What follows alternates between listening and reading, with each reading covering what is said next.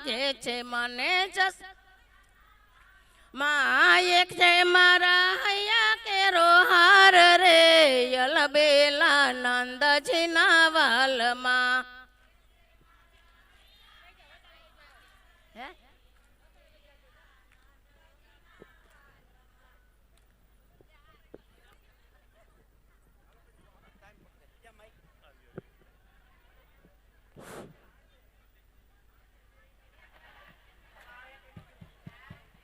Hello hello. ક્યાં ગયા બધા?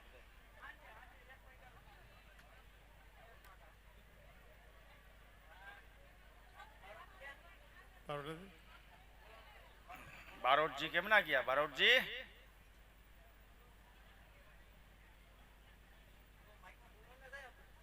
બારોટ. હલો બારોટ ક્યાં ગયા? આવે આવે. એ તો બાર ગયેલ સમજીએ લખડ પરિવાર.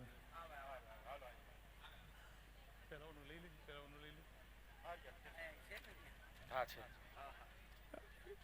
યજમાન શ્રીના આમંત્રણથી સુરતથી પધારેલા શૈલેષભાઈ ભંડેરી જે ખાસ આમંત્રણથી પધારેલા છે સુરતથી, એનું સ્વાગત, એનું બહુમાન અહીંયા વ્યાસપીઠ પાસે આવે અને વક્તાશ્રીને હાથે કેસ પહેરાવી એનું સ્વાગત કરવામાં આવશે. તથા યજમાન શ્રી ગોપાલભાઈ આવો અહીંયા. આવો બારોટ જાઓ.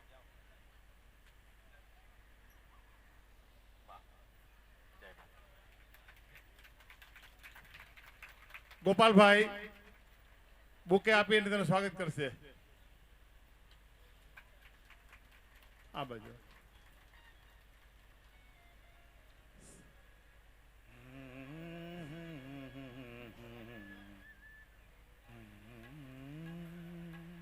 સુરતથી પધારેલા શૈલેષભાઈ ભંડેરી ને કેસ પહેરાવી અને વક્તાશ્રી એનું બહુમાન કરશે.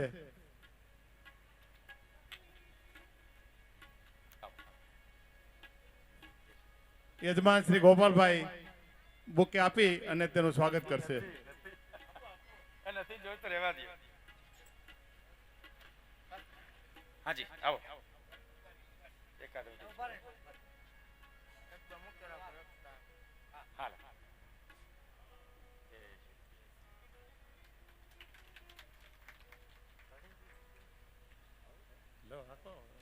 અમે તો કેટલા રાખ્યા આપણે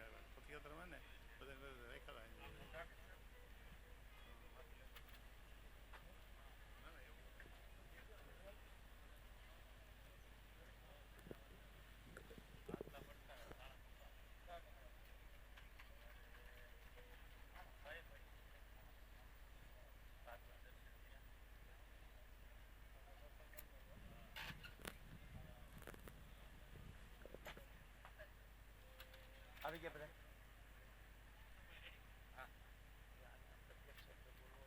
કોને બારોટજીને જેમ કર્યું.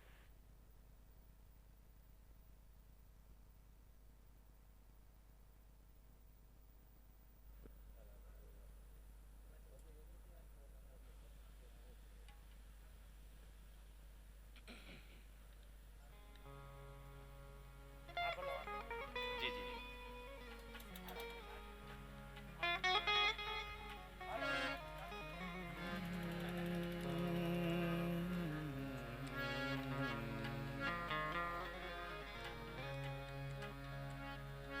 શ્રી બાલકૃષ્ણલાલ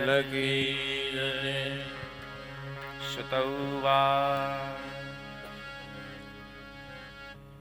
ઇત્યુક્તા રોષતામ્રાક્ષો વયસ્યાન ઋષિબાલક કૌશિક્યાપ ઉપસ્પૃશ્ય વાગ્વ્રજં વિસસર્જઃ.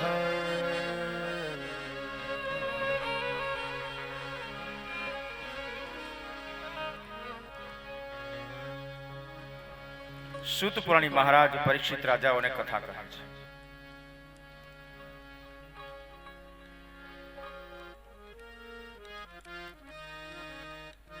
પરીક્ષિત રાજાએ કલી નિગ્રહ કર્યો, કલીનું દમન કર્યું, કલિગને જીવતો રહેવા દીધો, અને એટલે આ બધી હોળી હજી ઊભી છે. એ સમયે કલિયુગને જો મારી નાખ્યો હોત તો આપણે આ દિવસો જોવાનો વારો ના આવે. પણ હવે છે તો શું કરું? કલૌ કેશવ કીર્તના. પણ કલિયુગના અનેક દોષો છે, દુર્ગુણો છે, પણ એક કલિયુગનું એક સદગુણ એવો છે કે જે એક યુગમાં ન હતો, અને એ છે કલૌ કેશવ કીર્તના. અન્ય યુગોની અંદર પરમાત્માને મેળવવા હોય તો જપ તપ દાન, જપ યજ્ઞ, ઉપાસના, ધ્યાન, ધર્મ આવું બધું કરવું પડતું. પણ કલિયુગની અંદર પ્રભુ કીર્તનથી ખુશ થાય છે, પ્રસન્ન થાય છે. અને એટલા માટે જ્યારે જ્યારે કીર્તન આવે, ધૂન આવે, ત્યારે પ્રભુની અંદર મદમસ્ત થઈ ઠાકોરજીના નામ લેવા. આ કલિયુગમાંથી જો બચવું હશે તો એકમાત્ર કીર્તન ભક્તિ શ્રેષ્ઠ છે. શ્રવણમ કીર્તનમ વિષ્ણુ સ્મરણમ પાદ સેવનમ અર્ચનમ વંદનમ દાસ્યમ સખ્યમાત્મનિવેદનમ. આ છે નવધા ભક્તિ. નવ પ્રકારની ભક્તિ વર્ણવી છે. એની અંદર એક કીર્તન ભક્તિ છે. કીર્તન દ્વારા પ્રભુને રીઝવવા, રાજી કરવા. તો કીર્તન દ્વારા, નામ સ્મરણ દ્વારા, જપ દ્વારા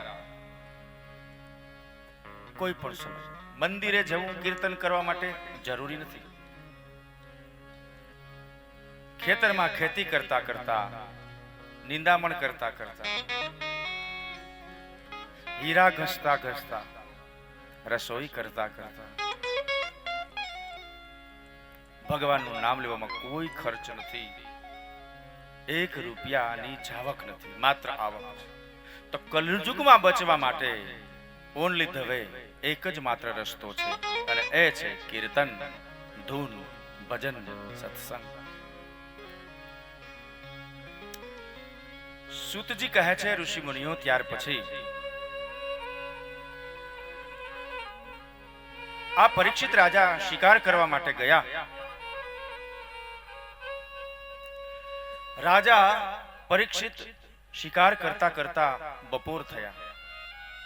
રાજાને તડકો લાગ્યો, તરસ લાગી, થાક લાગ્યો, ભૂખ લાગી. રાજાને એમ થયું કે સાથે કોઈને લીધા હોત તો સારું હતું, ખાવા પીવાનો બંદોબસ્ત તો થાય. હું કેટલો દૂર નીકળી ગયો શિકાર કરતા કરતા, બહુ ભૂખ લાગે છે, બહુ તરસ લાગી છે. હવે જાવું તો જાવું ક્યાં? દૂર નજર કરી ત્યાં એક ઝૂંપડી જેવું દેખાણું, આશ્રમ જેવું નાનું એવું. રાજા કહે કોક રહેતું લાગે છે, કોઈ માહિતમાં હશે, ચાલ ત્યાં જા. આવ્યા, પોતે ઘોડા ઉપર સવાર છે, અને એ આશ્રમ છે શમીક મુનિનો. શમીક મુનિ મહાન વિદ્વાન છે, ત્રિકાળ જ્ઞાની છે. ઝૂંપડીની બહાર, પોતાની કુટીરની બહાર પોતે ઓટલા ઉપર સમાધિ લગાવીને બેઠા છે. હરિનામની ધ્યાનની અંદર બેઠા છે, પરમ તત્વની ઉપાસનાની અંદર બેઠા છે. આંખો બંધ છે, લાંબી દાઢી છે, લાંબી જટા છે. એક દિવ્ય પ્રકાશ એના ભાલપ પ્રદેશમાંથી ચમકે છે. શમીક ઋષિ બ્રાહ્મણ છે, બ્રાહ્મણ ઋષિ છે. રાજા ગયા, ઘોડાના ડાબલાનો અવાજ આવ્યો, પણ શમીક મુનિને ખબર ન પડી, ધ્યાનસ્થ છે. રાજા પરીક્ષિતે ખોંખારો માર્યો, હું આવ્યો છું. શમીક મુનિ તો પણ ધ્યાન ભંગ ન થયા. રાજા પરીક્ષિતને એવું થયું કે હું રાજા, હસ્તિનાપુરનો રાજા છું, આ બધી મારી પ્રજા છે. આ ઋષિ મુનિ પણ મારી પ્રજા કહેવાય. હું આવું એટલા માટે સ્વાગત કરવા માટે તૈયાર થવું જોઈએ, મને ફૂલના હાર પહેરાવવા જોઈએ, મારા માટે ભોજનો મારી સેવા માટે હાજર રહેવું જોઈએ. એને બદલે આ બાવો મારા માટે ઊભો થઈને આવો પણ કહેતો નથી. પરીક્ષિત રાજાને ક્રોધ ઉત્પન્ન થાય છે. ખોખારો માર્યો, અવાજ માર્યો, હે બાવા, કેમ સંભળાતું નથી? હું પરીક્ષિત પાંડવ કુળનો વંશજ તારા આંગણે આવ્યો છું. મારા માટે પાણીની વ્યવસ્થા કરો, ભોજનની વ્યવસ્થા કરો. હું રાજા છું. સમાધિસ્થસ્ય કેશવઃ. શમીક મુનિ તો સમાધિની અંદર લિપ્ત છે, આંખો ખોલતા નથી. રાજા પરીક્ષિતને ભયંકર ક્રોધ થયો. શું કરું? આ બાવાનું માથું ધડથી અલગ કરી નાખું? નીચે દ્રષ્ટિ કરે છે તો એક મરેલો સર્પ ઘોડો ઊભો છે, એની બાજુમાં મરેલો નાગ પડ્યો છે. રાજાએ ક્રોધના આવેશમાં પોતાની તલવારથી જમીન ઉપર નીચા નમી ઘોડા ઉપરથી જ એ નાગને તલવારની અણીથી ઊંચો કર્યો. શમીક મુનિ તરફ ઘા કર્યો. એ નાગ છે એક શમીક ઋષિના ગળાની અંદર આરોપિત થઈ ગયો, મરેલો સર્પ.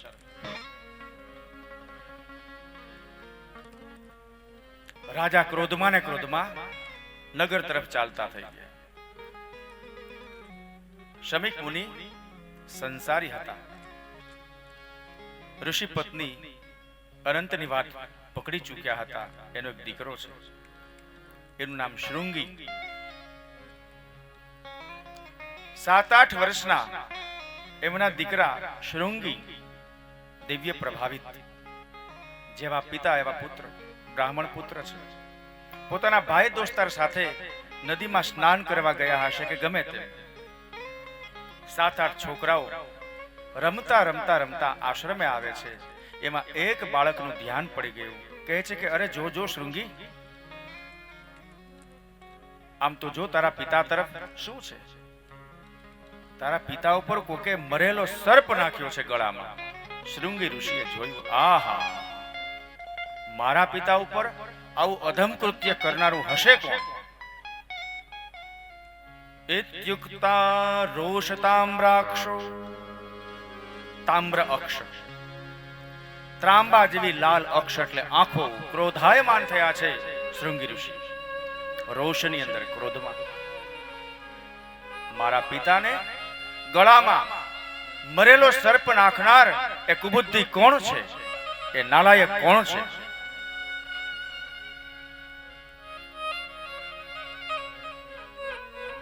ક્રોધની અંદર આંખમાંથી અગ્ન જ્વાળા નીકળે છે. આ શૃંગી ઋષિને પિતાનું અપમાન. મારા પિતા મહાન છે, ઋષિ છે, અને કોણ એવો નરાધમ છે કે જેણે આવું અપકૃત્ય કર્યું, અપમાન કર્યું? કૌશિકી નદી ના કાંઠા ઉપર આ કુટીર છે. કૌશિકી નદીના પ્રવાહમાંથી જળ જમણા હાથમાં લઈ અને કહે છે,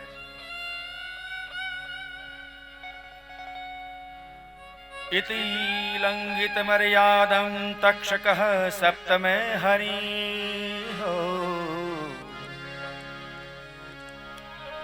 જે વ્યક્તિએ મારા પિતા ઉપર મૃત સર્પ આરોપ્યો છે એ વ્યક્તિનું જાવ 7મે દિવસે તક્ષક નામનો નાગ કરડી અને એનું મૃત્યુ થશે. શ્રાપ આપી દીધો શૃંગી ઋષિ. શ્રમિક ઋષિના પુત્ર શૃંગી એ પણ એવા તપસ્વી છે. બ્રાહ્મણનો ઋષિનો શ્રાપ કદી મિથ્યા જતો નથી. એવામાં શ્રમિક ઋષિની આંખો ખોલી. પુત્રનું આવું વર્તન જોઈને કહે છે કે અરે બેટા, કોને તું શ્રાપ આપે છે? શ્રાપ ન અપાય, આપણે બ્રાહ્મણ છીએ. અને શ્રાપ આપવાનું કારણ શું છે?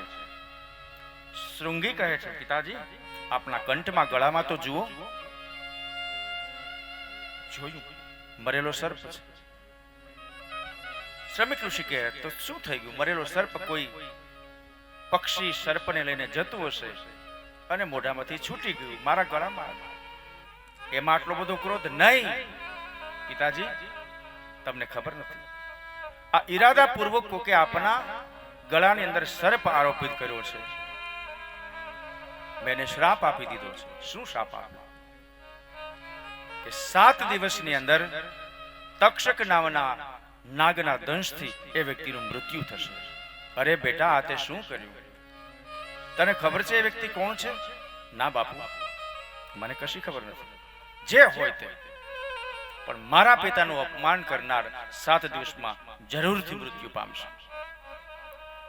શ્રમિક મુનિ ચિંતામાં પડ્યા. અરે, આ કોણ હશે?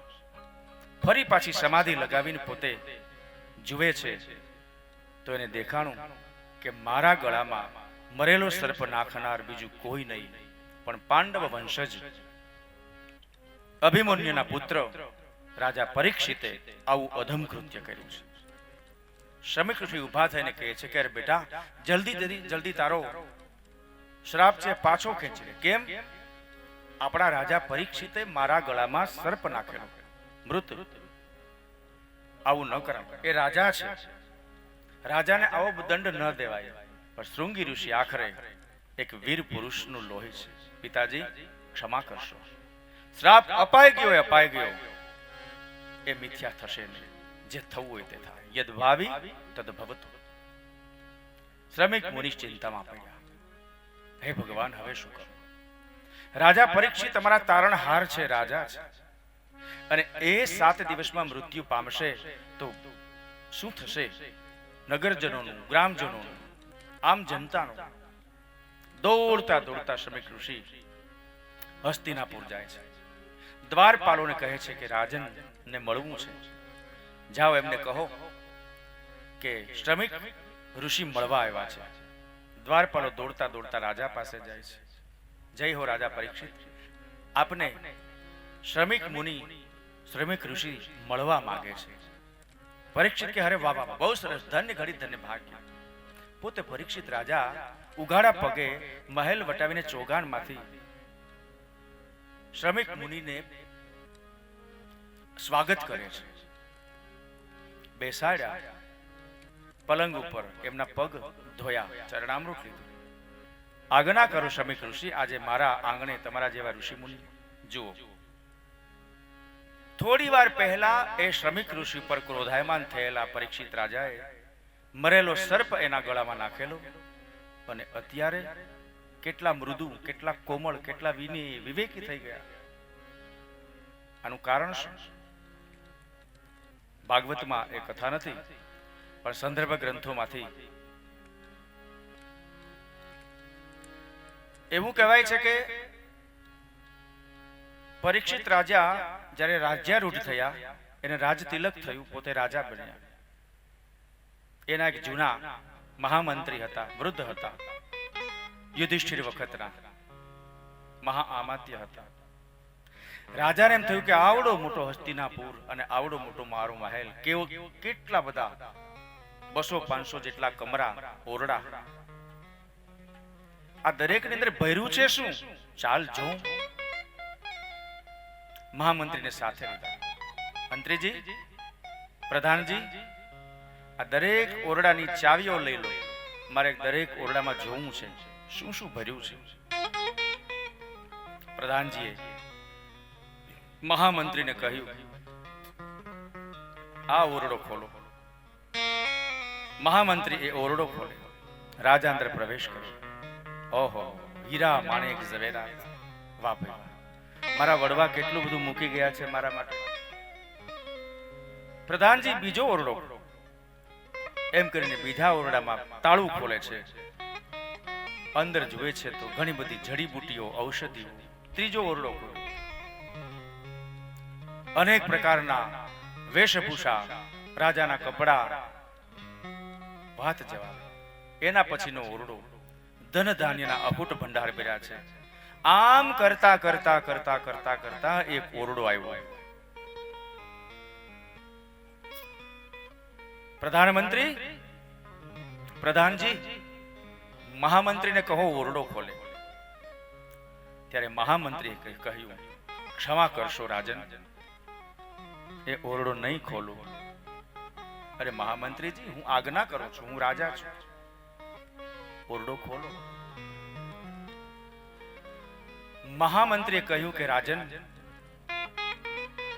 મોટું બધું તાળું છે, ત્યાં શું લખેલું છે એ જુઓ કાગળની અંદર.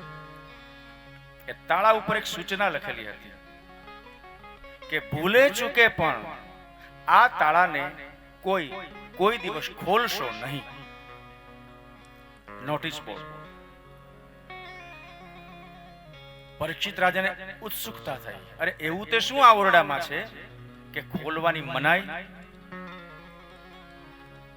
મહામંત્રીજી, મારી આજ્ઞા છે, ખોલો. જેમ જેમ વ્યક્તિ વાતને છુપાવે, વસ્તુને છુપાવે, એ માણસની ક્યુરિયોસિટી, ઉત્સુકતા વધતી જાય. સરપ્રાઈઝ ગિફ્ટ શું લઈ આવ્યો અમારા માટે ભેટમાં બર્થડે ઉપર? અકળાવી નાખે કે આમાં શું છે. પરીક્ષિત રાજાએ ધરારથી એ ઓરડાનું તાળું ખોલાવ્યું. અંદર તાળું ખોલાવ્યું તો કરોળિયાના ઝાડા બાજી ગયા છે, ધૂળની ડમરીઓ. વીજળી કરી પ્રકાશ કર્યો અને બારી બારણા ખોલ્યા. કેટલા વર્ષોથી આ ઓરડાને કોઈએ, પાંડવોએ, યુધિષ્ઠિર, ભીમે કોઈ ખોલેલો નહીં. આમ કેમ પ્રધાનજી, મંત્રીજી, અહીંયા સાફ સફાઈ નથી કરતા? ત્યારે મહામંત્રી કહે છે કે નાથ, રાજન, તમે વાંચ્યું નહીં? આ ઓરડો ખોલવાની જ મનાઈ છે. એક મોટો બધો પટારો જોયો, લોખંડનો પટારો. પરીક્ષિત રાજા મહામંત્રીને કહે છે કે મંત્રીજી, આ પટારો છે, આમાં શું છે? મહામંત્રી કે પ્રભુ ખબર નહીં, ખોલો. મહામંત્રીજી મોટા બધા પટારા પાસે જાય છે તો ત્યાં એક બોર્ડ લગાડેલો છે. ભૂલમાં ને ભૂલમાં કદાચ તાળું ભલે ખોલ્યું, પરંતુ આ પટારાને ભૂલે ચૂકે ખોલતા નહીં. મંત્રીજી કહે છે મહારાજા, આનું તાળું ખોલવાની પણ ના છે. પરીક્ષિત કહે નહીં, ખોલો, મારી આજ્ઞા છે, હું આ રાજા છું, મને દરેક અધિકાર છે, હક છે, ખોલો. એ પટારાનું તાળું ખોલવામાં આવ્યું. શું છે અંદર? મોટી બધી એક પેટી અંદર હતી. બહાર કાઢો. એ પેટી, સંદૂકને બહાર કાઢી ખોલો. મહામંત્રી કે પ્રભુ, આમાં પણ નોટિસ છે કે કદાચ ભૂલે ચૂકે પટારો ભલે ખોલ્યો હોય, પણ આ મોટી પેટીને કોઈ ખોલતા નહીં. રાજાની ઉત્સુકતા વધતી જાય છે. શું હશે, શું હશે? એ પેટી ખોલવામાં આવી તો એમાંથી એક નાની પેટી નીકળી. ખોલો. એમાં પણ નોટિસ બોર્ડ. કદાચ મોટી પેટી ભૂલમાં ભલે ખોલી હોય, પરંતુ આ નાની પેટીને કદાચ ગમે તે થાય, જગતનું ઉથલનું પાથલ ભલે થઈ જાય, પણ કૃપા કરીને આ પેટીને ખોલતા. રાજાને અધીરાઈ વધવા લાગી. ખોલો, મારી આજ્ઞા છે, ખોલો. ખોલવામાં બહાર કાઢી એ પેટીને ખોલવામાં. જ્યાં એ પેટીને ખોલવામાં આવી તા તો આખા ઓરડાની અંદર ઝગમગાટ પ્રકાશિત હીરા માણેક મોતીથી મઢેલો કરોડો રૂપિયાનો એક મુકુટ એની અંદર હતો. ઓહો! રાજા પરીક્ષિત કહે છે કે આવું સારું ઘરેણું મારા પૂર્વજો મારા માટે રાખીને ગયા હશે. કેટલો બધો સુંદર મજાનો મુકુટ છે. મહામંત્રીજી, આ મુકુટને સાફ સફાઈ કરો. કાલથી હું આ મુકુટ ધારણ કરીશ. જ્યાં મહામંત્રીજી એને અડવા જાય છે ત્યાં એ મુકુટ ઉપર એક નોટિસ બોર્ડ હતું અને લખ્યું હતું, કદાચ ભલે ભૂલથી નાની પેટી ખોલી અને મુકુટ જુઓ, પરંતુ એ મુકુટને કોઈ દી ઉપર, શીશ ઉપર, સર ઉપર, માથા ઉપર ધારણ ન કરશો. રાજા, આવી સૂચના છે. રાજા કહે ગમે તે થાય, આ મુકુટ મારા હકનો છે, મારા પૂર્વજોનો છે. મારે જ પહેરવો છે. ચાલો તાત્કાલિક એને સાફ સફાઈ કરી અને મારે ધારણ કરવો છે. આવતીકાલે એ મુકુટને હું ધારણ કરીશ. રાજાની આજ્ઞા પ્રમાણે થયું.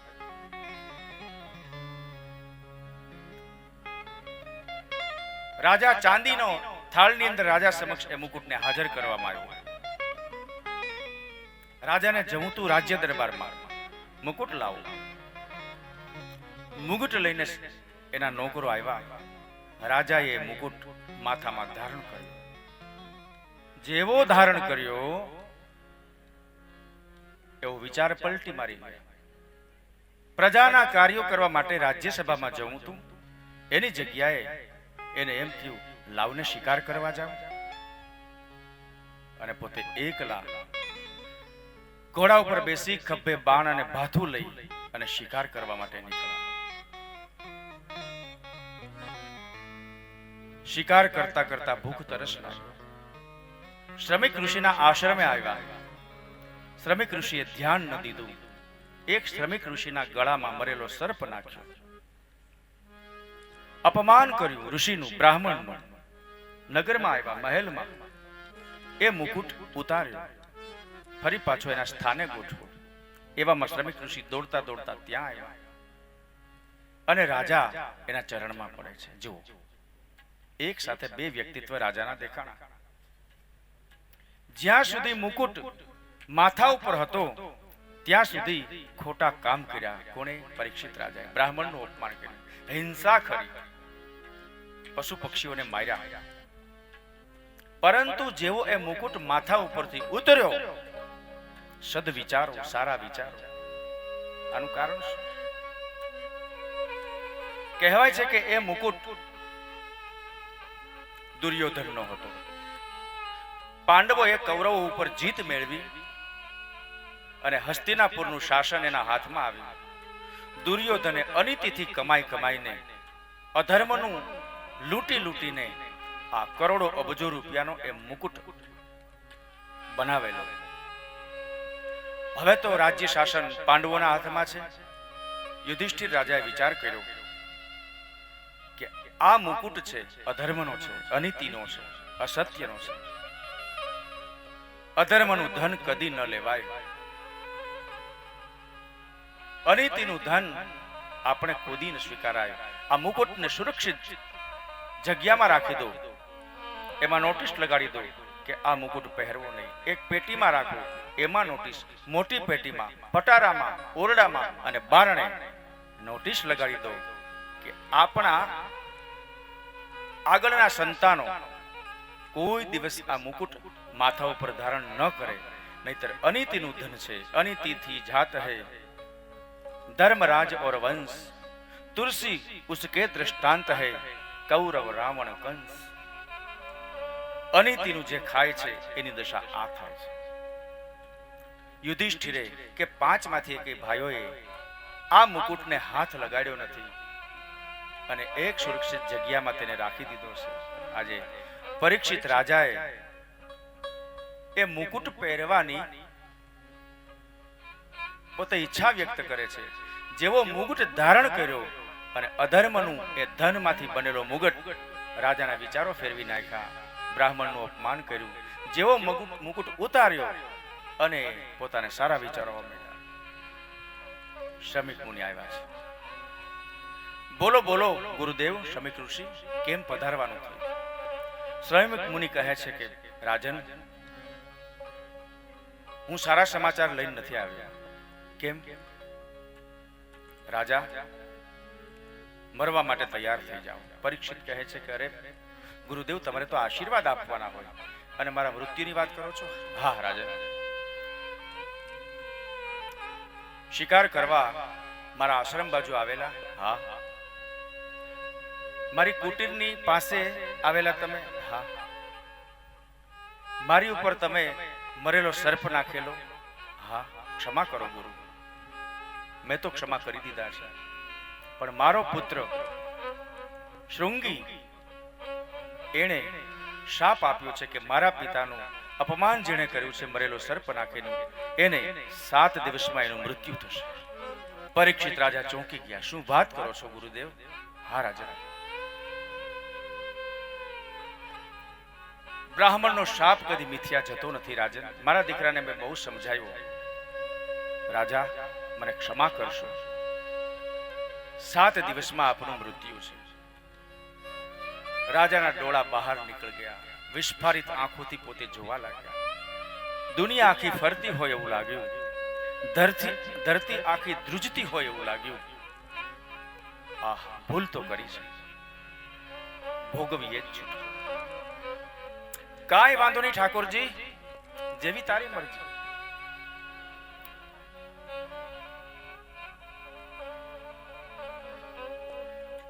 નિર્માન મોહાજિત સંગ દોષા અધ્યાત્મ નિત્યા વિનિવૃત્ત કામા દ્વંદ્વે વિમુક્તા સુખ દુઃખ સંગે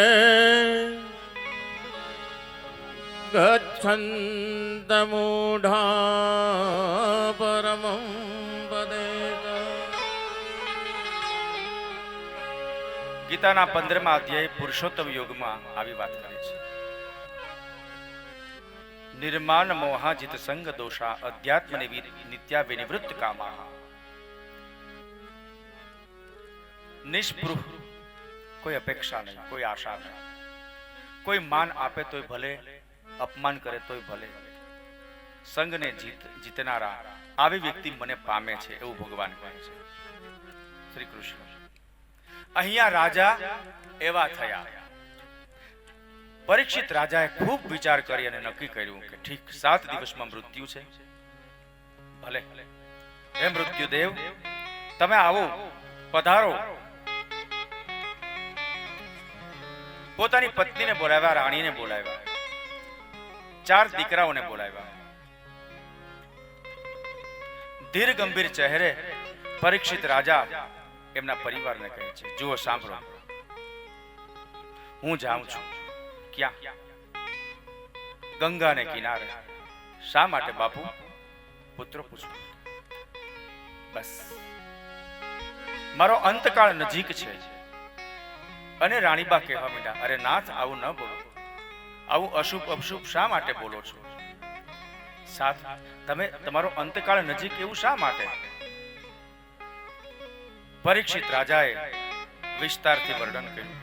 દેવી, આજે મેં એક બ્રાહ્મણનું અપમાન કર્યું છે અને બ્રાહ્મણ પુત્રે મને શાપ આપ્યો છે કે 7 દિવસમાં તમારું તક્ષક નામનો નાગ કરડવાથી મૃત્યુ થશે. જન્મે જે એનો મોટો દીકરો કહે છે, અરે પિતાજી,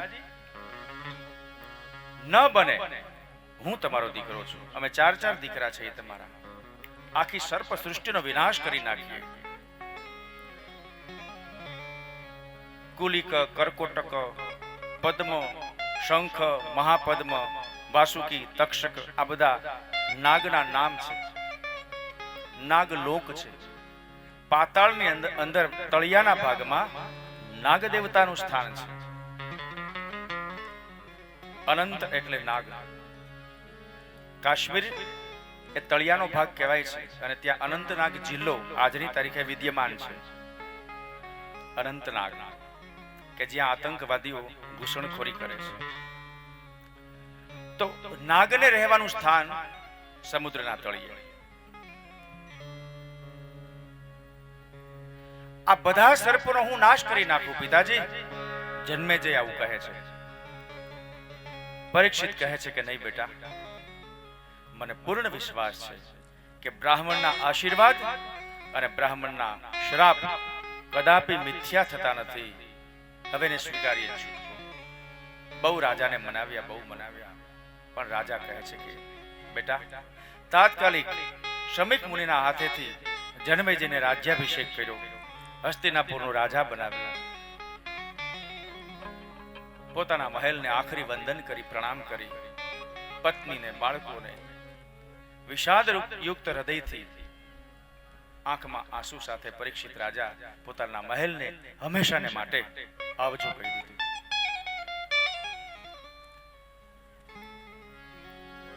હસ્તિનાપુર દિલ્હી કર્ણાટક વચ્ચેનો ભાગ અને ત્યાંથી ઉત્તર પ્રદેશની અંદર ગંગા વહે છે. ચાલીને ગયા. સારથી કહે છે કે મહારાજા તમને રથમાં બેસાડી અને ત્યાં લઈ જાય. નહીં, પરમાત્માનું સ્મરણ કર્યું. હે પ્રભુ, મારા જીવનના 7 દિવસ મારે કઈ રીતે જીવવા કે હું મારા મૃત્યુને શુભ બનાવી શકું.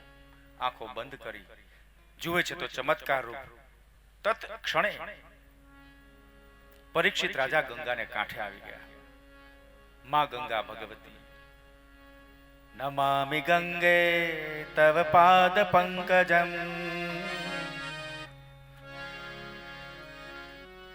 હે માં ગંગા, તમને નમસ્કાર.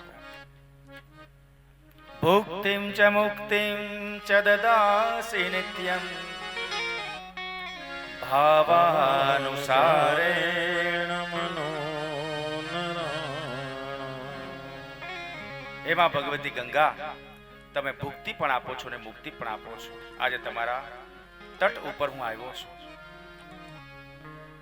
7 દિવસમાં મારું મૃત્યુ છે. મારે શું કરવું? મારા મોતને કેમ સુધારવું?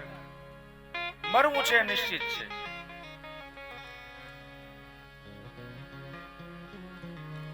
ઘણા લોકોને પૂછ્યું કે 7 દિવસમાં મૃત્યુ હોય, આજથી કરીને 7મે દિવસે તો શું કરાય? કોઈની પાસે કઈ ઉત્તર નથી. સારા સારા વિદ્વાનો, જ્યોતિષીઓને પૂછ્યું, ઋષિ મુનિઓને, દેવગણોને પૂછ્યું, કોઈની પાસે જવાબ નથી. અરે રે, સમય વીતતો જાય છે, મારું મૃત્યુ નજીક આવતું જાય છે. હે પ્રભુ, કઈ કૃપા કરો, મારું મૃત્યુ મંગળમય બને. એ સમયે તત્રાભવદ ભગવાન વ્યાસપુત્રો યદ રચ્છયા ગામટમાનો નપેક્ષઃ અલક્ષ્ય લિંગો નિજલાભતુષ્ટો વૃતશ્ચ બાલૈરવધૂત વેશઃ.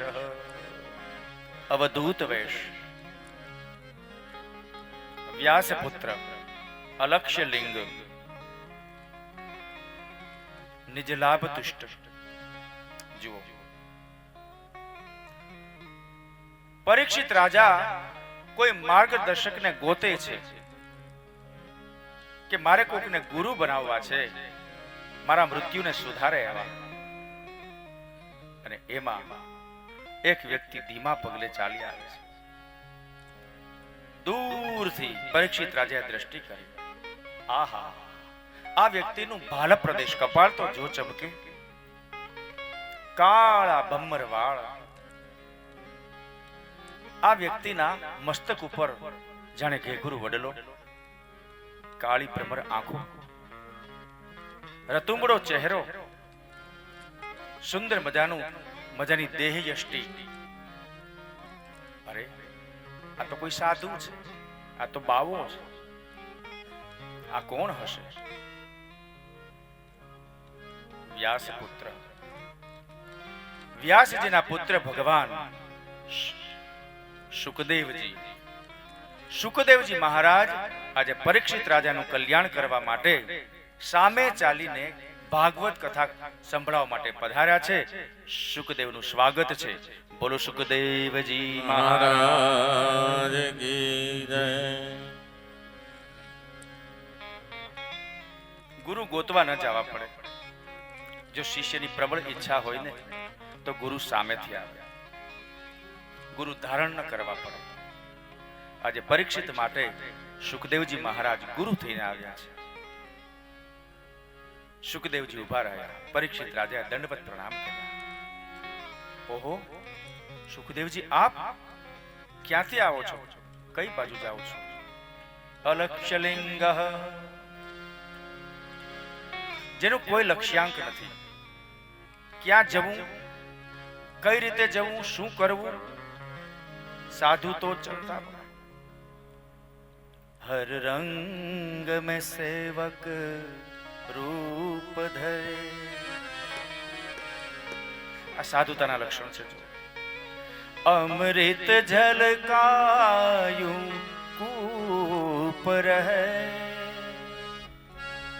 हर रंग में सेवक रूप रहे। साधु संतो એને કોઈ માન અપમાનની નથી। અમૃત જલ કાયું કૂપ રહે, અમૃત જળનો ભરેલો કૂવો કે જે કૂવામાંથી જે વ્યક્તિ જળ પીવે એ અમૃતત્વ પાન કરે, એમ સાધુની અંદર જે વ્યક્તિના સંપર્કમાં આવે દરેકનો ઉદ્ધાર કરે। हर रंग में सेवक रूप रहे, अमृत जल कायूं कूप रहे। जिज्ञासु के घट में आय फिरे, बलताप मिले या धूप मिले, बलताप मिले या निष्प्रूही बनी वो जग में फिरे, और रेवे अलमस्त फकीरी में जो आनंद संत फकीर। ऐसो आनंद नाही अमीरी में जो आनंद संत फकीर। जिज्ञासु के घट में आय फिरे, એને એમ લાગે છે, એને એમ લાગે કે આ વ્યક્તિ મને ગુરુ તરીકે નિમણૂક કરવા માંગે છે, એનામાં જિજ્ઞાસા છે, જ્ઞાન પીપાસા છે, તો એવી વ્યક્તિને એના માટે મારે ગુરુ થવું જોઈએ। સુખદેવજી મહારાજને એમ લાગ્યું કે આ રાજા પરીક્ષિત છે। પરિચય આપ્યો રાજાએ કે હું પાંડવ વંશજ પરીક્ષિત છું, અભિમન્યુનો દીકરો। હે સુખદેવજી મહારાજ, બ્રાહ્મણનો અપરાધ કર્યો છે, શાપ આપ્યો છે, આજથી કરીને 7મે દિવસે મારું મૃત્યુ છે। શું કરવું મારે શું કરવું? જલ્દી મને બતાવો। સામે ચાલીને આજે શિષ્ય ગુરુ પાસે, અને જીવનનું પરમ સત્ય શું છે? જીવન અને મૃત્યુ। જીવન અને મૃત્યુ વચ્ચે માનવી ઘસાય છે, પીસાય છે, આનંદ કરે છે, દુઃખ સહે છે। બે સીમાઓ વચ્ચે મનુષ્ય કેટલો બધો પરિશ્રમ કરે છે, પણ અંતિમ સત્યો ક્યાં છે? છેડા ક્યાં છે? શરૂઆતમાં જીવન, જન્મ અને અંતમાં મૃત્યુ। આનાથી મોટું બીજું તત્વજ્ઞાન જગતમાં કશું નથી।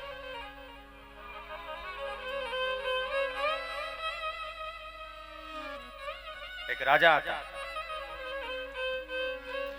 રાજ કરતા હતા। રાજાની હવે ધીમે ધીમે ઉંમર થવા લાગી। 60-65 વર્ષના થયા, દીકરાને રાજ સોંપી દીધું, અને એમ થયું કે હવે કંઈક સારા સારા પુસ્તકો, ગ્રંથો વાંચવા જોઈએ। એટલે રાજ પુરોહિત એમના ગોરબાપા હતા, એને કહ્યું કે ભૂદેવ, એવા કંઈક શાસ્ત્રો લઈ આવો, એવા કંઈક પુરાણો લઈ આવો કે જેનું હું વાંચન કરું અને મારું મૃત્યુ સુધારું। રાજ પુરોહિત તો 4 વેદ ને 6 શાસ્ત્ર ને 18 પુરાણ ને પટારો ભરીને ચોપડા લઈ આવ્યા। રાજા એક એક પુસ્તક વાંચે છે, અરે આ કેદી પૂરા થાય? બોલાવ્યા, પાછા ગુરુદેવોને બોલાવ્યા।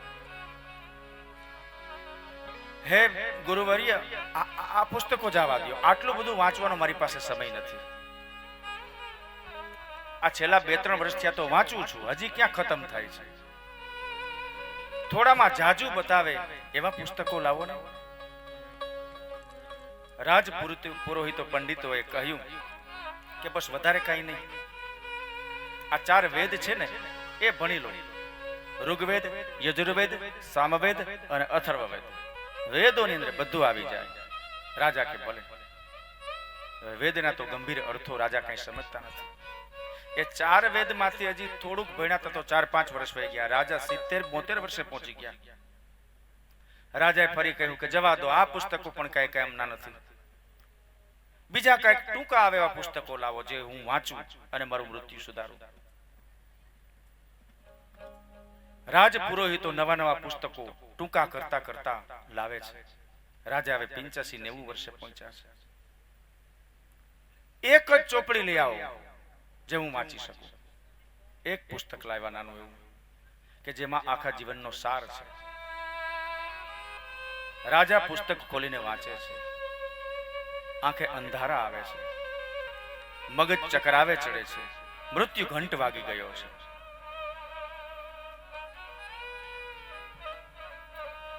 વાંચવાની કોઈ તાકાત નથી, શક્તિ નથી. પોતાના પુરોહિતને કીધું કે હે રાજન, અરે હે ગુરુવર્ય, 7 દિવસમાં પુસ્તક હું પૂરી કરી શકું એવું કઈક પુસ્તક આપો. એનાથી નાનું પુસ્તક આપ્યું. રાજાની ક્ષમતા ધીમે ધીમે ઘસાતી જાય છે. મૃત્યુ નજીક આવ્યું. રાજા કહ્યું, હે રાજ પુરોહિતો, 7 દિવસ નહીં, 7 કલાક નહીં, માત્ર 7 શબ્દોમાં મને જ્ઞાન મળી જાય જીવનનું એવું કંઈક આપો. ત્યારે એ પુરોહિતે, એ પંડિતે એક ચિઠ્ઠીમાં લખીને દીધું, માનવી જીવે છે અને અંતે મૃત્યુ પામે છે. રાજા આ વાંચી લો. રાજાએ એ વાક્ય વાંચ્યું અને પોતે ચીર નિદ્રામાં પોટી ગયા. તો જીવનનો અંતિમ સત્ય એ છે, માનવી જીવે છે, અંતે મરે છે. એની અંદર આ બધું જ આવી ગયું. સંસાર, આ અંતિમ સત્યોને કોઈ જાણી લે તો મૃત્યુનો ડર ન લાગે. આજે પરીક્ષિત રાજા એ અંતિમ સત્ય નજીક પહોંચી ગયા છે. આપણને તો ખબર નથી કે કાલ મૃત્યુ થશે, ન જાણ્યું જાનકી નાથે સવારે શું થવાનું છે. અહીંથી જઈ ઉતારે પહોંચીએ પહેલા કદાચ મૃત્યુ થઈ જાય, આવું બને? મતલબ કે મૃત્યુ એ અનિશ્ચિતકાલીન છે. પરીક્ષિત રાજા એટલા તો ભાગ્યશાળી છે કે 7 દિવસનો સમય છે. સાંજના સમયે દરરોજને માટે યુધિષ્ઠિર રાજા દાન કરે ગરીબોને, બ્રાહ્મણોને, સાધુ સંતોને. એમાં દાનની પ્રક્રિયા પૂર્ણ થઈ, સૂર્યાસ્ત થવા આવ્યો. રાજા યુધિષ્ઠિર પણ થાક્યા હતા. બધાને દાન અપાઈ ગયું. ચાલો બસ હવે પૂરું, હવે જાઓ, હવે જાઓ. એમાં એક ગરીબ બ્રાહ્મણ રાજાની જય હો, રાજા રાજા મને થોડા પૈસા આપો, મારી દીકરીના લગ્ન કરવા છે, થોડુંક દાન આપો. યુધિષ્ઠિર કે નહીં ગોરબાપા, અત્યારે જવા દો. અરે રાજા, હું દૂર દૂરથી આવેલો છું, મારી દીકરીને મારે મારા રિવાજ પ્રમાણે દાયજો કર્યાવર આપવો પડે, મને થોડી ઘણી મદદ કરો. 3 દી પછી મારી દીકરીના લગ્ન છે. રાજા કે ગોરબાપા, તમને કહ્યું ને, અત્યારે હવે થાકી ગયા છે, સવારે કાલ આપજો, અત્યારે જવા દો. બારણું કર્યું બંધ. આ વસ્તુ ભીમ જોવે છે. ભીમને ન ગયું. મોટા ભાઈ ખોટું કરી ગયા. મોટા ભાઈ છે, કઈ કહેવાય નહીં. બ્રાહ્મણ બિચારો નિરાશ વદને પાછો ગયા. રાત્રિના 10 વાગે ભીમે જે અટારી હોય મહેલની ઝરૂખો, સૌથી ઊંચી અટારીએ એક મોટો ઘંટ રાખેલો હોય, ટોકરો. અને આ ઘંટ આપતકાલીન સમયે બજાવવાનો હોય. પહેલાના સમયમાં રાજા રજવાડામાં એવું હતું, કોઈ જાહેરાત કરવી હોય, ઓચિંતી કાંઈ મીટિંગ કરવાની હોય, કોઈ રાજ્યમાં કોઈ નિર્ણય લેવાના હોય, ત્યારે ગામ લોકોની મીટિંગ કરવા માટે આ ઘંટ વગાડવામાં આવતો. કોઈ જાહેરાત કરવાની હોય તો આ ટોકરો વગાડવામાં આવતો. ભીમજી મહારાજ રાત્રિના 10 વાગે ટન ટન ટન આખું હસ્તિનાપુર ગાજી ઉઠ્યું. લોકો ટોળે ટોળા ભેગા થવા માંડ્યા. અરે, રાત્રિના 10 વાગે રાજાએ આવું તે શું નિર્ણય કર્યો કે આપણને બધાને બોલાવ્યા, જાહેરાત કરી, આવો આવો ભાઈ, આવો બધા હાજર થાવ, હાજર થાવ, હાજર થાવ. ગામ લોકો એકઠા થવા માંડ્યા. યુધિષ્ઠિરને બધા કે આ શું છે, આ કોણે ઘંટ વગાડે છે? ભીમ. યુધિષ્ઠિર મહારાજ કહ્યા ભીમ તો આવો નવો ગાંડો, અરે એને કયો બંધ કરે, અત્યારે રાતના 10 વાગ્યા છે. ભીમ માનતા નથી. અર્જુનનું ન માન્યા, સહદેવનું, નકુલનું, કોઈનું ન માન્યા. છેટાર્યો ઘંટ વગાડે, આવો આવો પધારો, એક સુંદર મજાની અગત્યની જાહેરાત કરવાની છે, આવો આવો આવો.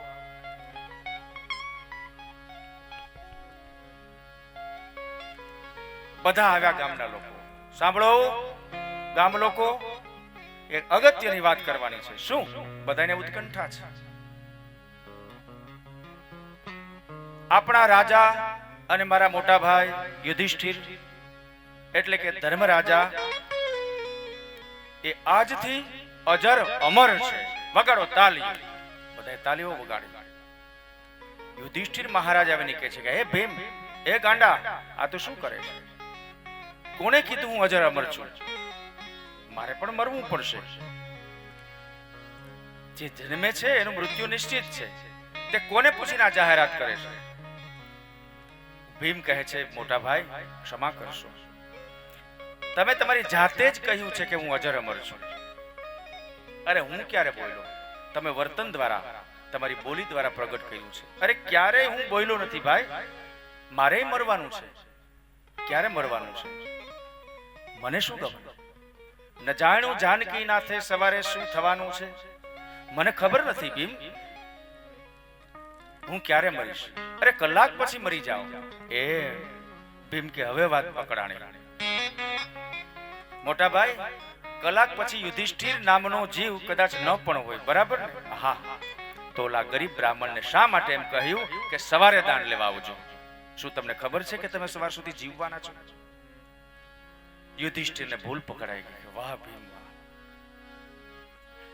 સવારે દાન લેવા આવજો મતલબ કે સવાર સુધી હું જીવવાનો છું, સવાર સુધી મૃત્યુદેવ ઉપર હું વિજય મેળવવાનો છું. Nobody can win over death. મૃત્યુ ઉપર કોઈ વિજય મેળવી શક્યું નથી. યુધિષ્ઠિર મહારાજ છોભીલા થયા, ક્ષોભિત થયા. ભીમ, મને ક્ષમા કરી, જાઓ એ ભૂદેવને, બ્રાહ્મણને બોલાવો, હું એની માફી માંગીને દાન કરું. બ્રાહ્મણ તો બિચારા રાત્રિના અંધકારમાં પોતાના નગર તરફ જઈ રહ્યા છે. રથ પાછળ દોડાવ્યો, અર્ધેથી એને રોકી. ચાલો ચાલો, મારા મહારાજા બોલાવે છે. બ્રાહ્મણ કહે પણ શું છે? આવો, રાજા બોલાવે છે. રાજાએ ભૂદેવના ચરણને ધોયા, સ્પર્શ કર્યા. ઢગલા મોઢે હીરા, માણેક, ઝવેરાત, મોતી એમને દાનમાં આપ્યા. બ્રાહ્મણ પૂછે છે કે રાજન, આ રીતે રાતના 12 વાગે દાન? તમે તો મને ના પાડી હતી. માફ કરો ભૂદેવ, હવે વાત ઘરની વાત કેમ તમને કરવી? બસ તમે દાન સ્વીકારો, તમારી દીકરીના ધામે ધૂમે લગ્ન કરો, અને ઘટે તો આ યુધિષ્ઠિર બેઠો છે. તાલીઓના ગડગડાટ થયા, જય જયકારના શબ્દ થયા. સપ્તમે હરી. કોઈને ખબર નથી કે અડધી કલાક પછી શું થવાનું છે, પણ પરીક્ષિત રાજાને જરૂર ખબર છે કે મારું મૃત્યુ 7મે દિવસે છે, માટે 7 દિવસ મારી પાસે હજી પડ્યા છે. તો એમાં ઘણું બધું કરી શકીશ. સુખદેવજી મહારાજ, મને બતાવો કે મારે શું કરવું જોઈએ. જિજ્ઞાસુ શિષ્યને ભાળી ગુરુને બહુ આનંદ આવે. અને ત્વમ વયષ્ટવર્ષમ સુકુમાર પાદ કરોરુબાહવમ સકપૂલગાત્રમ. આ સુખદેવજીનું વર્ણન છે. નાની ઉંમર છે, વિશાળ ભાલ પ્રદેશ છે. પોતાની દિવ્ય ચક્ષુથી પરીક્ષિત સામે જુએ છે. વાહ વાહ વાહ પરીક્ષિત, વાહ! શું તારા વખાણ કરવા! તારા પૂર્વજો કેટલા બધા પવિત્ર હતા. પાંડવો, અર્જુન, એનો દીકરો અભિમન્યુ અને એનો દીકરો તું.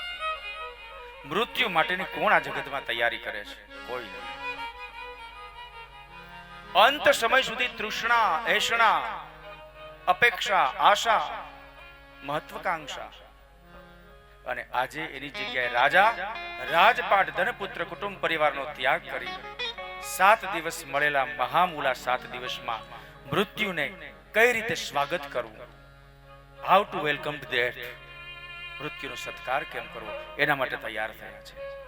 ધન્ય છે રાજન, ધન્ય છે. શુકદેવજી મહારાજ પરીક્ષિત રાજાના વખાણ કરે છે. આવું તમે જ કરી શકો, બીજું કોઈ નહીં. આટલી વાત કરી શ્રીમદ ભાગવતના પ્રથમ સ્કંદને વિરામ આપવામાં આવે છે. શ્રી બાલકૃષ્ણલાલ દ્વિતીય સ્કંદનો આરંભ કરવામાં આવે છે. બીજો સ્કંદ જેને સાધન લીલા કહેવાય છે. આચાર્ય શ્રી મહાપ્રભુજી કહે છે કે શ્રીનાથજી બાબાનું આ ડાબુ ચરણ છે. ભૂખ્યું તરસ્યું બાળક માતા પાસે આવે છે, પેલા જમણા પગને પકડે છે, પછી ડાબા પગને પકડે છે. એ બાળક માં સામું જુએ છે ઉપર, માં મને ભૂખ લાગી છે, મારે સ્તનપાન કરવું છે. માતા નીચા વધને ભૂખ્યા બાળકને જુએ છે. પુષ્ટિ લીલાની અંદર આપણે આ બે સ્કંદમાં આવ્યા છીએ. માતા રૂપી ભગવાનના બંને ચરણ, ત્યાં સુધીની વાત. વર્યાનેશતે પ્રશ્ન શુક ઉવાચ વર્યાનેશતે પ્રશ્ન કૃતો લોકહિતં નૃપ આત્મવિદ સંમત પુંસા શ્રોતવ્યાદુ યહ પર.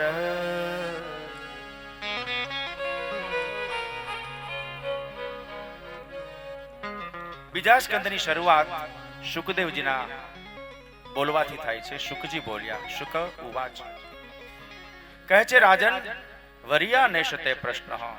વાહ રાજા, તમારો પ્રશ્ન તો શ્રેષ્ઠમાં શ્રેષ્ઠ છે. વરિયાન મહતો મહિયાન એટલે કે મહાનમાં પણ મહાન. વરતો વરિયાન, વર એટલે સંસ્કૃતમાં વર એટલે શ્રેષ્ઠ એવો અર્થ થાય. વર રાજા, વર રાજે ડંકો મારી યોડે. વર રાજા બધા જોવા માટે તલપા પડે. વરઘોડો નીકળે ત્યારે વર રાજા. વર એટલે શ્રેષ્ઠ. દરેક માતા પિતાની એવી ઈચ્છા હોય કે મારી દીકરી લક્ષ્મી છે, તો આ જગતમાં શ્રેષ્ઠમાં શ્રેષ્ઠ હોય એની સાથે હું પરણાવું. જગતમાં શ્રેષ્ઠ માત્ર વિષ્ણુ પરમાત્મા છે, તો લક્ષ્મી છે એ દીકરી. અને બ્રાહ્મણો વિધિ કરવે ને ત્યારે વિષ્ણુ રૂપાય વરાય હસ્તે,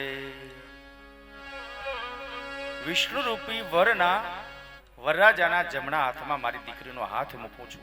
હસ્ત મેળાવ.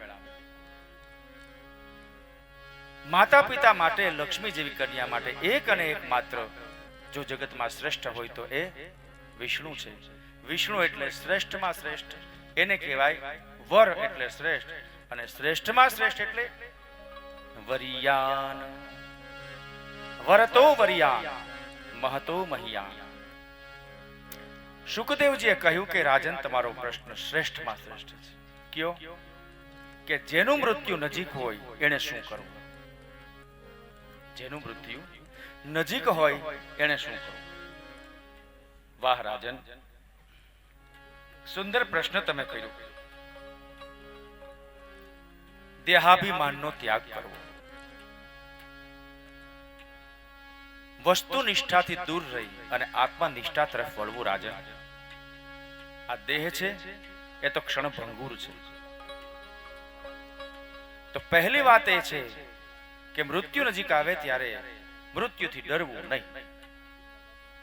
પરીક્ષા નજીક આવે છોકરાઓની, 10મા બોર્ડની, 12માની, કોલેજની, એ વિદ્યાર્થીને જરાક ધ્રુજા આવે. પરીક્ષા આવે છે, શું થશે? વાંચ્યું નથી, ક્રિકેટ મેચ જ જોઈ છે, આજે વર્લ્ડ કપનો ફાઇનલ છે. થોડીક ઓછી સંખ્યા દેખાય છે, એનું કારણ મને એમ છે ઈ છે અમુક જુવાનિયા તો કે અદા રાતે 10 વાગ્યા પછી આખી રાત કથા કરો ને, આજ બપોર પછી રજા રાખો. થોડીક વાર અમને એમ થયું કે હા કર્યા જેવું છે. જે હોય તે પરીક્ષા પૂર્વે એ વિદ્યાર્થી કેટલું ધ્રુજતો હોય, શું થશે પેપરમાં, વચાણું નથી. પરીક્ષા સમયે બહુ જીવાત્મા એ પણ મૃત્યુ સમયે ડરે છે. અરે રે, કાંઈ કર્યું નહીં મેં, ન પુણ્ય કર્યા, ન દાન કર્યા, ન તીર્થયાત્રા.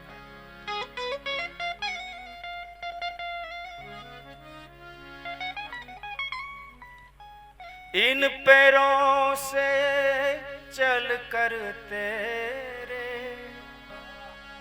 मंदिर कभी न आया. પરીક્ષા, મૃત્યુ નજીક છે, પૂર્વની પરીક્ષા. હે ભગવાન, આ પગથી ચાલીને તારા મંદિરે હવેલીએ દર્શન કરવા આવવાનું નથી. જહાં જહાં હો પૂજા તેરી કભી ન શીશ ઝુકાયા. જ્યાં જ્યાં તારી આરતી પૂજા વંદના થતી હોય, ઝાલર ટાણું હોય, ટોકરો વાગતો હોય, તેમ છતાંય મેં મારું માથું નમાયું નથી, દશે દર્શન પણ કીધા નથી. હે હરિહર મેં હાર કે આયા, अब क्या हार चढ़ाऊं. હે ભગવાન, હે હરિહર, હું બધેથી હારીને આવ્યો છું. કાંઈ કાળા કામ કર્યા છે, કોઈ તૈયારી કરી નથી, કાંઈ વાંચ્યું નથી, અને પરીક્ષા દેવા આવ્યો છું. આ મેલી ચાદર મેં કરી નાખી છે. શરીર રૂપી આ ચાદરને કામ, ક્રોધ, લોભ, મોહ, મત્સર, અહંકાર વગેરે રંગો ચડાવી તમે ધવલ શુદ્ધ એવી ચાદર આપી હતી, મેં એમાં ડાઘ ચડાવી. इन पैरों से चल कर तेरे मंदिर कभी न आया. इन पैरों से चल कर तेरे मंदिर कभी न आया. जहाँ जहाँ हो पूजा तेरी कभी न शीश झुकाया.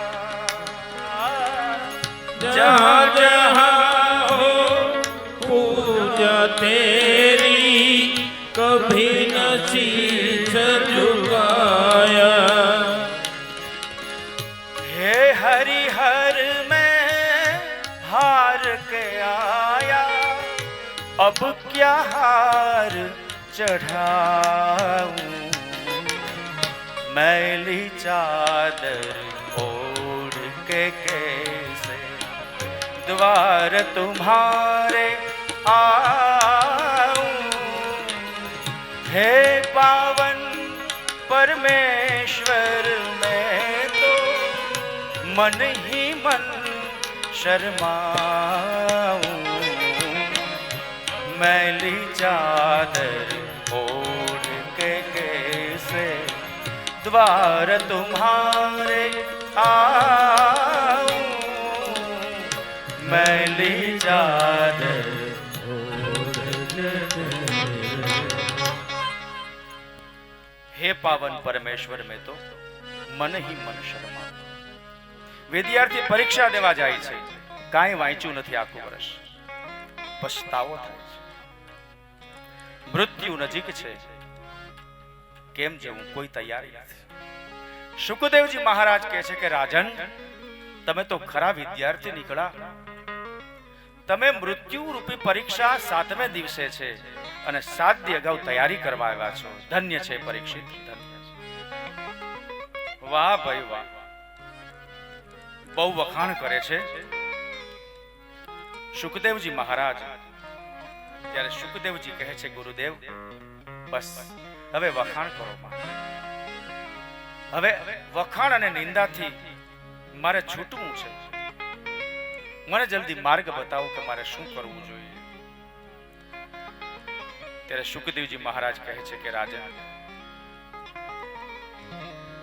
શ્રીમદ ભાગવતી વાર્તા કલૌકીરેણ ભાષિતમ કલિયુગની અંદર જો મુક્તિ જોતી હોય,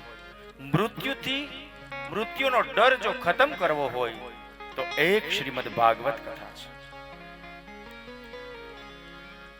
ગુરુજી મને સંભળાવો, મારે ભાગવત સાંભળવું છે, મારી આ કાયાનું કલ્યાણ કરવું છે. અને એમ કહેવાય છે કે એક ઝાડના છાયાની અંદર ઓટલા ઉપર શુકદેવજી મહારાજ બેઠા અને નીચે પરીક્ષિત રાજા હાથ જોડીને શુકદેવજી સામે બેઠા. શુકદેવજી મહારાજ કહે છે, રાજન, ગંગા નદીમાં સ્નાન કરી આવો. રાજા સ્નાન કરી આવો, આચમન કર્યું, ચિત્તને એકદમ કેન્દ્રિત રાખો મારામાં. અષ્ટાંગ યોગ પ્રભુ એ કેમ કરાય? મારું ચિતડું તો બધે ભમે છે, ઘડીક આયા તો ઘડીક વા. તો રાજન, અષ્ટાંગ યોગનો ઉપયોગ કરો. યમ નિયમ, આસન, આહાર પ્રત્યાહાર, ધારણા, ધ્યાન અને સમાધિ, આ અષ્ટાંગ યોગ છે. રાજન, અરે ગુરુજી એ કેમ થાય? અષ્ટાંગ યોગની માહિતી આપી શુકદેવજી મહારાજે પરીક્ષિતને. રાજન, તું રાજા છો, જે તને શ્રાપ આપ્યો એ બ્રાહ્મણ છે, તું ક્ષત્રિય, વૈશ્ય, શૂદ્ર. રાજા, આ તો વર્ણ વ્યવસ્થાના ભાગ રૂપે સમાજમાં એક સારી વ્યવસ્થા ઊભી થાય એટલા માટે વર્ણાશ્રમ વ્યવસ્થા કરી છે. જ્ઞાતિ વ્યવસ્થા આપણા શાસ્ત્રમાં ક્યાંય નથી. જ્ઞાતિ અને જાતિ એવો શબ્દ આપણા શાસ્ત્રોમાં નથી. જ્ઞાતિ જાતિઓ તો નેતાઓએ મત મેળવવા માટે ઉપયોગ કરે છે. હકીકતે વર્ણ વ્યવસ્થા છે, જ્ઞાતિ વ્યવસ્થા નથી. નાત જાતના ભેદ આપણા હિન્દુ શાસ્ત્રમાં ક્યાંય નથી. સૂતજી એ ક્યાં પોતે નીચ જાતિના હતા, જે ઊંચા આસન બેસીને લોકોને કથા કહે છે, 88,000 ઋષિ મુનિઓને. એવું નથી કે માણસ જન્મ ના જાય તે શુદ્ર કર્મેણ દ્વિજોચ્યતે.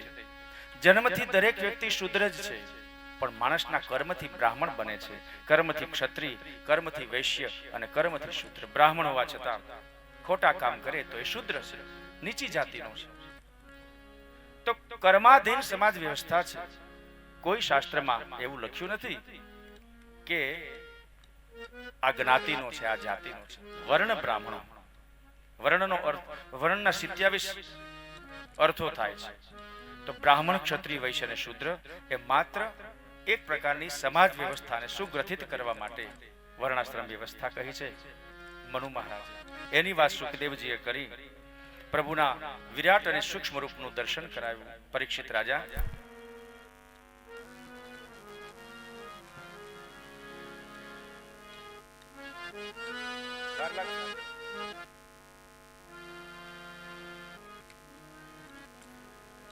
ટાઈમ